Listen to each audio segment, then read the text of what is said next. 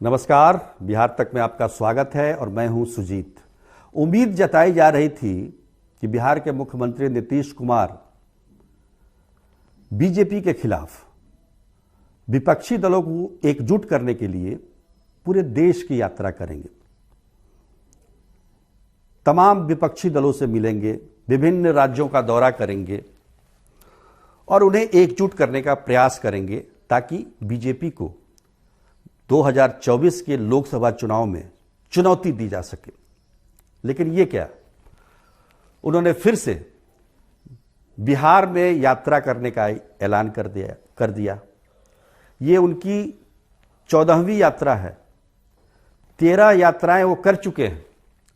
पिछले साल उन्होंने जो यात्रा की वो समाज सुधार अभियान के तौर पर की गई थी, जिसमें शराबबंदी कानून को कड़ाई से लागू करना, शराब पीने से क्या नुकसान होते हैं इसके बारे में लोगों को जागरूक करना, बाल विवाह को रोकना, दहेज प्रथा को खत्म करना मुख्य उद्देश्य था। पर इन यात्राओं का निष्कर्ष क्या है, प्रतिफल क्या है, यह भी देखना जरूरी है।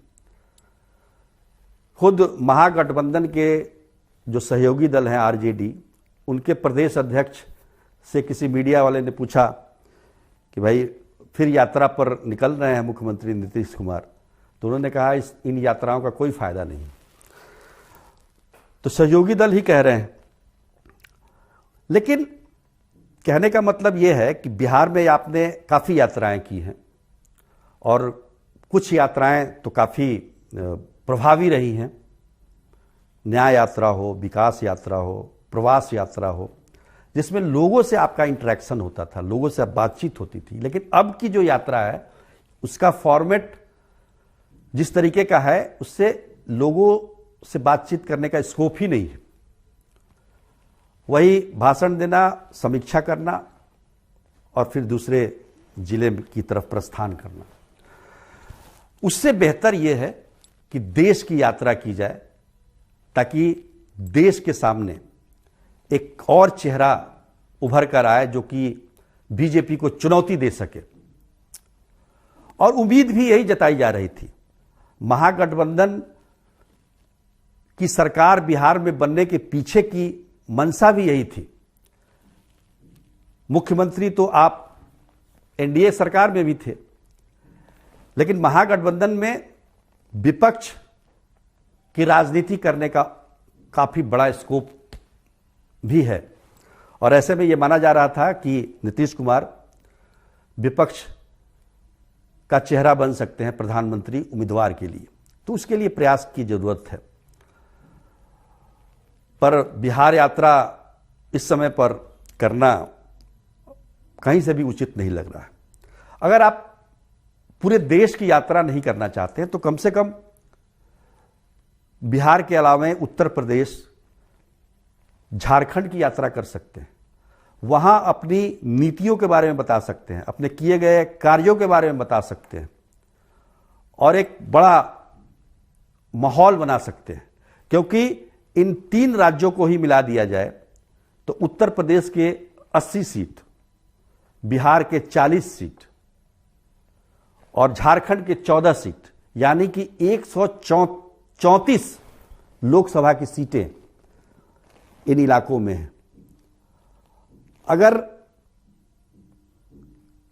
इन 134 सीटों पर नीतीश कुमार के प्रभाव से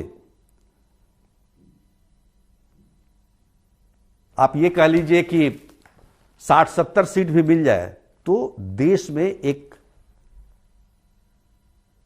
हम कह सकते हैं कि देश की राजनीति में एक इसका बड़ा गहरा असर पड़ सकता है।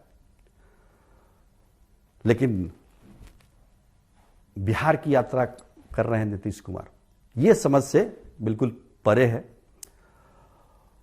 हालांकि उनकी अपनी सोच होगी और यात्रा का तो अभी तक नाम भी नहीं रखा गया है, क्या यात्रा कर रहे हैं। माना जा रहा है कि शराबबंदी कानून लगने के बाद जिस तरह की घटनाएं जहरीली शराब को लेकर हुई है, उसमें लोगों की जो मौतें हुई हैं, बीजेपी ने मुआवजे की मांग की है, इन तमाम बातों को लेकर वो जनता के बीच में जा रहे हैं। पर कहने का मतलब कि अगर आप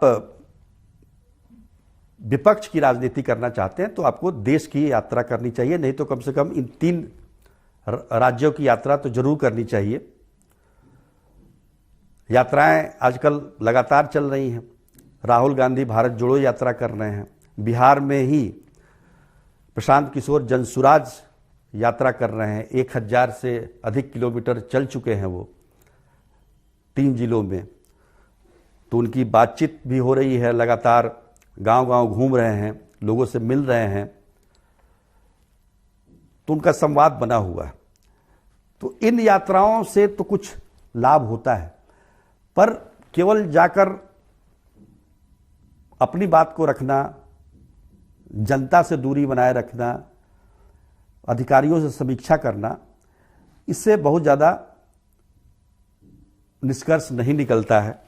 निश्चित तौर पर इस पर विचार करने की जरूरत है। हालांकि विपक्ष तो ये कह ही रहा है कि जेट विमान बिहार सरकार इसलिए खरीद रही है क्योंकि नीतीश कुमार को विपक्षी दलों को एकजुट करने के प्रयास में विभिन्न राज्यों में जाना पड़ेगा, इसलिए वो विमान खरीद रहे हैं। खैर, ये तो आरोप प्रत्यारोप की बात हुई, लेकिन अगर विपक्ष का चेहरा बनना है तो निश्चित तौर पर नीतीश कुमार को बिहार से बाहर निकलने की जरूरत है। आज के लिए बस इतना ही। तब तक के लिए नमस्कार।